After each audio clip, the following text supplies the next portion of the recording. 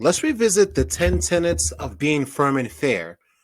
Being firm and fair comes with 4 different perspectives, 3 different pillars, 2 focuses, 1 goal. But before we get into that, give me the 3 freebies. Like, share, and subscribe. I'm your host for the Firm and Fair podcast, The Spencer Perspective, and we have work to do. Let's get to it.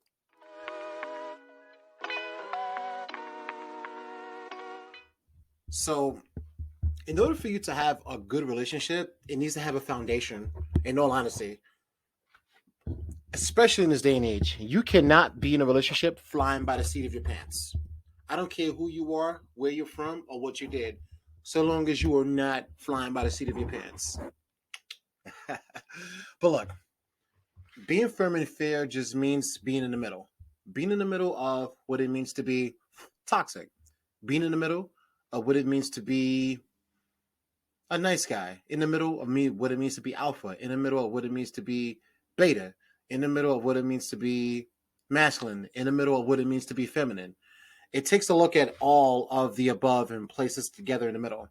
But the reason why I like this philosophy is because even though it's my philosophy that I created, I couldn't have created it without it coming from a perspective, a point of view that did not already exist.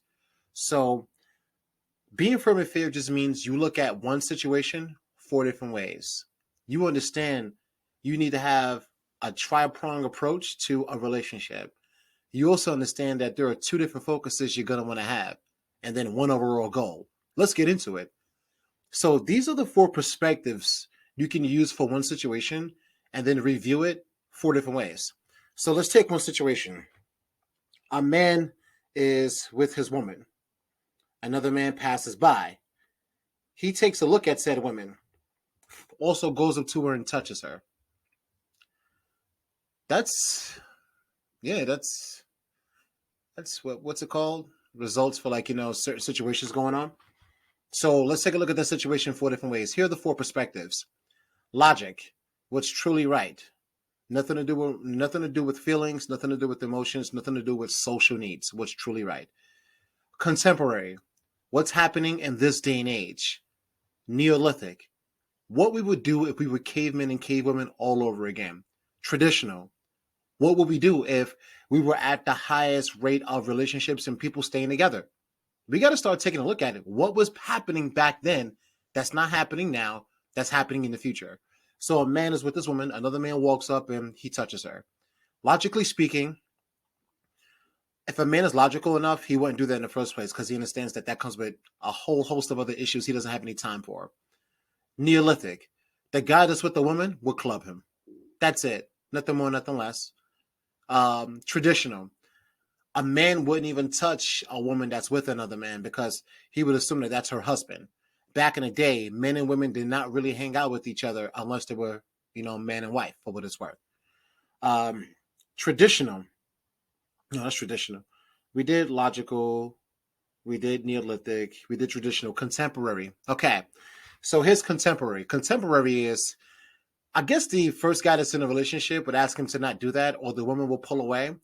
Or the guy that's in a relationship, he gets mad and he wants to get into a fight to prove his manhood to the other guy. Or if he's smart like me, he'll say there's no need for that and just move away from the situation. But contemporarily, you have no idea how someone's going to react to that. But at least you have 4 different perspectives for one situation to look at it from different points of views that are not your own. Pillars. There are 3 pillars. So the 10 tenets, 4 views, 3 pillars, 2 focuses, 1 goal. So here are the pillars. This is the foundation. Everyone has to do this. You want a good relationship? You're going to have to do these 3 things. There's no ifs, ands, or buts about it, okay? You have to, all right? One is self-awareness. If you're aware of yourself, it's that much easy to be aware of your partner as well, too, and to be able to understand what's going on in their head, whether they're saying the words or not. Gratitude. What are you grateful for? We forget to be grateful for the most simplest of things. Put it this way. You're in a position that every single decision in your life has led you to watch this video. Something tells me your life is okay if you're looking at this video. I don't think anyone in their last rights will be looking at this video, unless for posterity purposes. Who knows? Gratitude. Also, emotional responsibility, which I think is the most important one. I think being emotionally responsible is not, it's not ignoring your emotions. It's not addressing them. It's accepting them and knowing that they don't run you. You run your emotions. So even if you're upset about something, you can be as upset as you like to be. You're just not going to emotionally overcharge or emotionally overload your partner. You have to be able to effectively communicate yourself without, going all crazy and shit. It's just not going to work out too well overall in the long term. So that's what it means. The three pillars are self-awareness, emotional responsibility, and gratitude. Last but not least, the two focuses. You got to have a focus when you're in a relationship. Here's your two focuses. And if it's not this simple for you, your priorities are not in the right location if you're thinking about a relationship. Here's your two focuses. You and your partner taking care of one another, also making sure that they're happy inside and out. Now, you're not personally responsible for your partner's happiness, but in your position, you have a quick way to either increase or decrease their happiness. So it's up to you to try and maintain that as much as you can.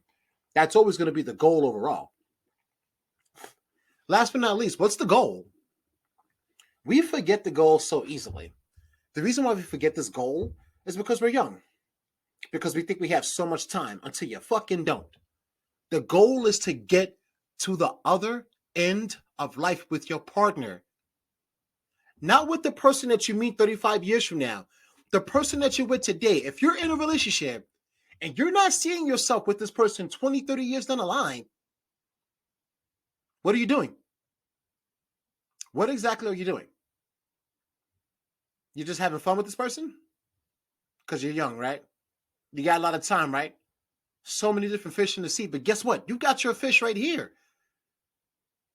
So why wouldn't you want to be with someone you put in 20, 30 years with? You don't think a relationship like that is valuable? In my heart of hearts, it's definitively valuable. So remember that. We have the four visions: Neolithic, traditional, contemporary, and also logical. The three pillars: self-awareness, gratitude, emotional responsibility. The two focuses: taking care of each other, compassion, and confirming your partner's internal and external happiness. You're not responsible for their actual happiness, but you have some stake in it now that you're with them.